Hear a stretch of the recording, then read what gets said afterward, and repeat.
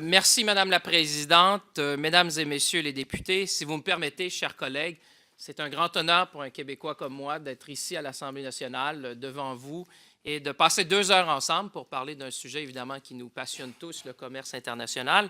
Et comme vous appelez chez vous, nous on l'appelle la ECG, mais on comprend bien que de ce côté-ci de l'Atlantique, on l'appelle le CETA. Alors, je vais essayer de m'adapter ce matin et si jamais je l'appelle le ECG, vous saurez à quoi je me réfère.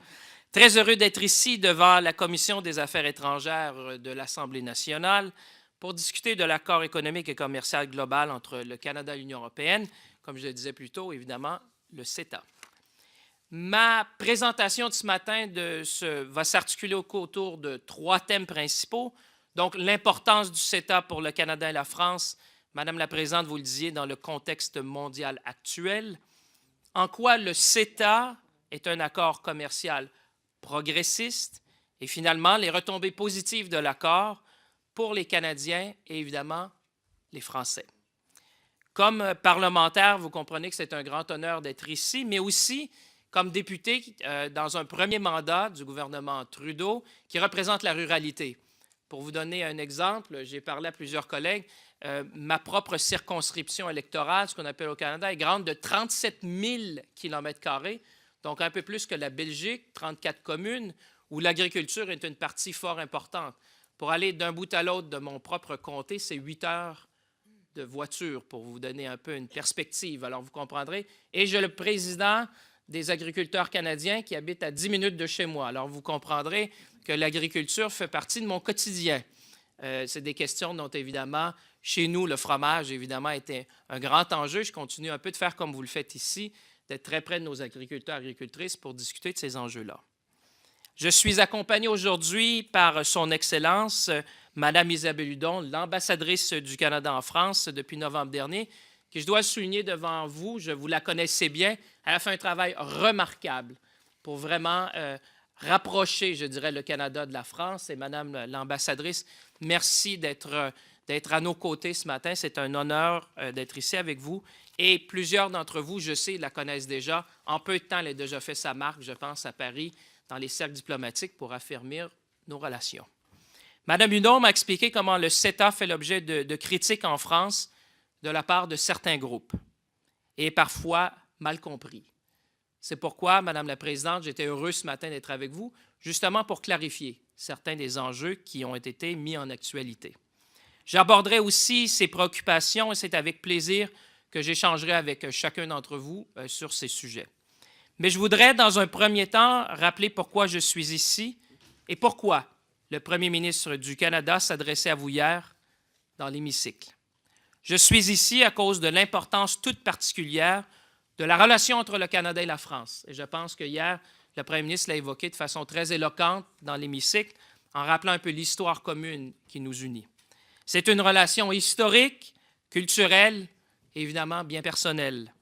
Le nom de la circonscription que je représente à la Chambre des communes du Canada, Saint-Maurice-Champlain, et avec un nom de famille comme Champagne, vous donne un aperçu de ce que je veux dire. Vous savez sans doute comment Montréal est devenue la première ville française, aussi en dehors d'Europe. Plus de 100 000 de vos concitoyens vivent chez nous. Nos échanges culturels, personnels et économiques sont évidemment très, très étroits. La relation France-Canada dépasse cependant la dimension bilatérale. C'est une relation basée sur des valeurs communes fortes, vous l'évoquiez, Madame la Présidente, dès le début, et axée sur l'ouverture sur le monde.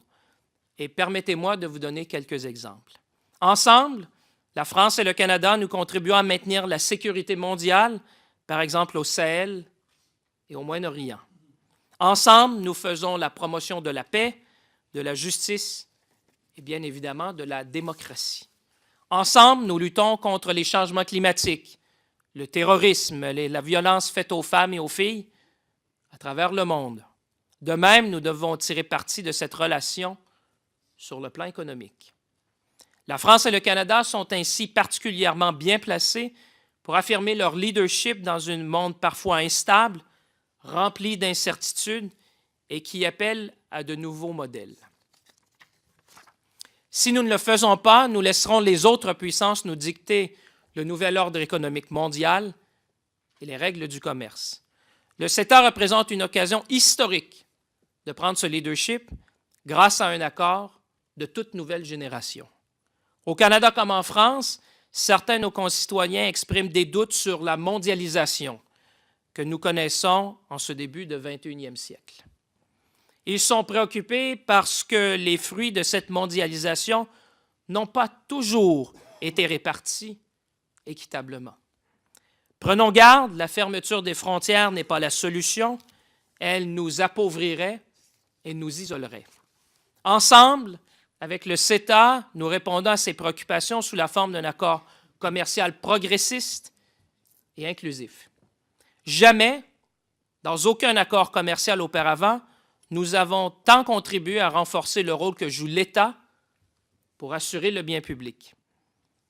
Nous avons inscrit dans le corps du CETA des engagements globaux et contraignants en faveur de la protection de l'environnement et des droits des travailleurs, la protection du droit de réglementer la coopération économique au bénéfice de nos concitoyennes et nos concitoyens. Il s'agit de principes importants pour l'Europe, pour la France et bien évidemment pour le Canada. À titre d'exemple, l'approche du Canada consiste à inclure des dispositions sur le travail exhaustives et exécutoires dans ses accords commerciaux, non seulement dans le CETA, mais à travers le monde. Ces dispositions constituent un élément fondamental de notre programme commercial progressiste. Un mot en particulier sur l'environnement. On a reproché injustement au CETA de ne pas mentionner l'accord de Paris. Je fais partie d'un gouvernement qui est particulièrement fier d'avoir contribué au succès de la conférence de Paris, moins de 2 mois après son élection. Mais voilà, le texte du CETA a été finalisé avant la ratification de l'accord de Paris. Cette chronologie ne nous a pas empêchés d'accorder une place de choix à la protection de nos objectifs environnementaux, bien évidemment dans l'accord. Par exemple, le CETA comprend un engagement entre le Canada et l'Union européenne à coopérer sur les enjeux environnementaux d'intérêt commun liés au commerce, tels les changements climatiques. Le CETA engage le Canada et l'Union européenne à maintenir des normes élevées en matière de protection de l'environnement et appliquer rigoureusement leurs lois environnementales nationales afin d'assurer que ces dernières ne soient pas affaiblies en faveur du commerce et de l'investissement. Comme je le dis souvent chez nous au Canada, le commerce aujourd'hui doit être une marche vers le haut et non pas une course vers le bas lorsqu'on parle de standards. Et lors de la signature de l'accord, nous avons souligné l'importante responsabilité partagée par l'Union européenne et ses États membres, ainsi que du Canada en ce qui concerne la mise en œuvre de l'accord de Paris au sein d'un instrument interprétatif contraignant sur le plan juridique. De plus, rien dans le CETA n'empêche une partie de prendre des mesures légitimes pour lutter, bien évidemment, contre les changements climatiques, y compris en vertu de la Convention-cadre des Nations unies sur les changements climatiques et bien évidemment l'accord de Paris. En bref, avec le CETA, nous avons inclus d'importantes dispositions innovatrices qui serviront d'exemple pour dynamiser et renouveler les relations commerciales tout en respectant l'environnement et les travailleurs et en préservant le rôle des États et des législateurs en faveur du bien public. Et nous l'avons fait, bien sûr, en ayant à l'esprit nos intérêts économiques mutuels. Les intérêts de ceux qui veulent profiter de nouveaux débouchés économiques, en particulier les petites et moyennes entreprises. Et les intérêts tout aussi légitimes de ceux qui craignent la concurrence mondiale lorsqu'elle est déloyale. Ce sont souvent ces derniers que nous entendons le plus. Je tiens à les rassurer face au CETA. Autant les producteurs français devront continuer à respecter nos règles canadiennes pour exporter au Canada, autant les producteurs canadiens devront continuer à se plier à vos règles pour vendre ici en France et à travers l'Europe. Je vais être direct, Madame la Présidente. Non, le CETA n'autorise pas le Canada à exporter du bœuf aux hormones. Non, le CETA n'autorise pas à contourner les règles européennes sur les OGM. Non, le CETA n'autorise pas à exporter du brie de Meaux canadien en France. Au contraire même, puisque le CETA protège aujourd'hui 42 indications géographiques françaises supplémentaires au Canada, dont, et bien évidemment, le brie de Meaux. C'est le plus grand nombre d'indications géographiques à être protégées par le CETA parmi toutes les indications géographiques d'États membres de l'Union européenne. Et l'accord ouvre la porte à des reconnaissances supplémentaires sur entente mutuelle. Dans le CETA, nous avons aussi pris en compte les secteurs économiques les plus fragiles. Les quantités de bœuf et de porc que nous pourrons exporter vers l'Europe en vertu de l'accord sont limitées, même si nous, de notre côté, avons aboli nos droits de douane sur le bœuf sans limite de quantité. Les quantités de fromage que vous pourrez exporter vers le Canada seront aussi limitées, ce qui n'empêche pas toutefois une nette amélioration à l'accès au marché du Canada, vous le savez bien, pour les exportateurs de fromage français. Les œufs et la volaille sont exclus des deux côtés. Et dans le domaine artistique, vous avez évidemment protégé votre secteur audiovisuel et nous avons évidemment protégé nos industries culturelles. Il n'en reste pas moins que le CETA représente un accord dont les avantages économiques sont particulièrement vastes et touchent tous les secteurs de l'économie. Grâce au CETA, nous éliminons 99% des droits de douane sur notre commerce bilatéral. Ce sera particulièrement bénéfique pour les consommateurs et pour les entreprises qui prennent de l'expansion grâce à l'exportation. Parmi celles-ci, nous avons à l'esprit les PME qui représentent chez nous, certainement dans ma région, la majeure partie de nos entreprises, tant en Union européenne et bien sûr à travers le Canada. Le CETA crée des occasions particulièrement intéressantes pour nos PME en éliminant, mais aussi en simplifiant les obstacles au commerce, souvent lourdes pour les petites et moyennes entreprises des deux côtés, évidemment, de l'Atlantique.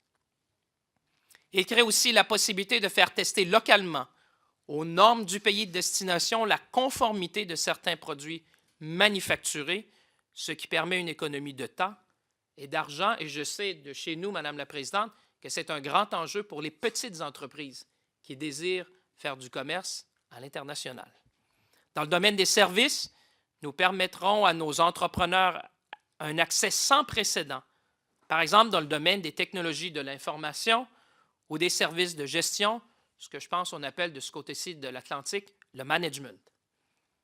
Les fournisseurs de services français, grands et petits, pourront d'ailleurs poursuivre les occasions d'affaires directement au Canada en y envoyant leur personnel clé de façon temporaire et inversement pour les Canadiens, bien évidemment en France.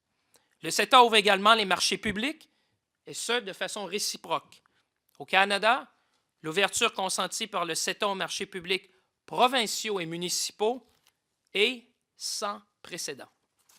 Pour les entreprises françaises de l'ingénierie, du transport et du bâtiment et des travaux publics, entre autres, c'est un accès à des marchés de dizaines de milliards d'euros chaque année. Je tiens cependant à souligner que le CETA protège pleinement les services publics des deux côtés. Au Canada, nous sommes particulièrement attachés à notre filet de sécurité sociale et à la gestion publique des services que nous considérons comme prioritaires pour nos concitoyennes et nos concitoyens. Il n'était pas question de compromettre, évidemment, ceux-ci par le CETA. Évidemment, vous avez fait, bien évidemment, le même choix. L'accord va également promouvoir la coopération entre nos autorités réglementaires pour définir ensemble les règles Excusez-moi. Les règles qui s'appliqueront à l'économie de demain. On parle ici de coordination et non pas d'harmonisation. J'accompagnais lundi et mardi une mission d'une 60aine de gens d'affaires canadiens en France, dans les secteurs des technologies vertes et de l'intelligence artificielle. Et j'étais fier parce que ça rentrait justement dans le plan climat que j'ai vu développer en France quand on parle de technologie verte, d'intelligence artificielle. J'en parlais justement au ministre Hulot en disant comment le Canada et évidemment la France peuvent coopérer. Le Canada et l'Union européenne, la France, ont tout intérêt à s'associer pour établir les normes qui régiront ces secteurs au plan mondial. Des normes élevées et responsables qui mettent les citoyens et les citoyennes au cœur de nos actions. Et finalement, le CETA favorise aussi, bien évidemment, l'investissement bilatéral. En réponse aux critiques exprimées, entre autres en France, le CETA propose une nouvelle approche indépendante pour la protection des investissements et le règlement des différends. Le CETA protège les investissements créateurs d'emplois dans le respect des normes environnementales, sanitaires et sociales. Le Canada et l'Union européenne ont travaillé fort pour négocier et réaliser ces avantages multiples que procure le CETA. Nous travaillons maintenant assidûment à sa mise en œuvre afin que ces avantages soient réels pour nos concitoyens. Je voyais dans le rapport qu'on appelait la mise en œuvre du CETA, le plan d'action du gouvernement, on parlait de mise en œuvre exemplaire. C'est exactement ce que nous essayons de faire aussi du côté canadien et nous allons continuer avec la Commission européenne de le faire. Justement, le comité mixte se rencontre, je pense, en septembre. Ces efforts comprennent la mise en œuvre des comités de gouvernance prévus sous l'accord, où beaucoup de progrès a déjà été accompli, comme je vous disais, nous verrons en septembre. Le Canada encourage tous les comités à se mobiliser et à se rencontrer en temps opportun, et les préparatifs sont déjà en cours, Madame la Présidente, pour la première rencontre du comité mixte, comme je vous disais. Le Canada travaille aussi assidûment à promouvoir les avantages offerts par le CETA et appuyer nos entrepreneurs à trouver de véritables débouchés, en particulier les entreprises dirigées par des femmes, des jeunes et des Autochtones. Les débouchés des accords commerciaux sont souvent décrits en termes abstraits. Permettez-moi de partager avec vous un exemple concret des retombées du CETA pour la France. Plus tôt cette semaine, j'ai rencontré le PDG d'une entreprise de taille intermédiaire française dans le domaine de l'agroalimentaire. Il m'a expliqué comment son entreprise bénéficiait directement du CETA. Cette entreprise, Diana Food, dont certains d'entre vous connaîtraient le nom, a en France 5 usines de transformation, situées en Bretagne, en Pays de la Loire et en Bourgogne. Elle a aussi depuis peu une usine au Canada, à Champlain, justement, dans mon propre comté. Grâce au CETA, Diana Food exporte directement sans droit de douane de la France au Canada et bien évidemment vice-versa.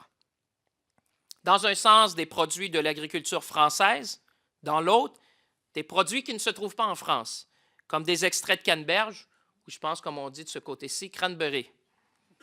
Diana Food envoie ses dirigeants et ses chercheurs des deux côtés de l'Atlantique.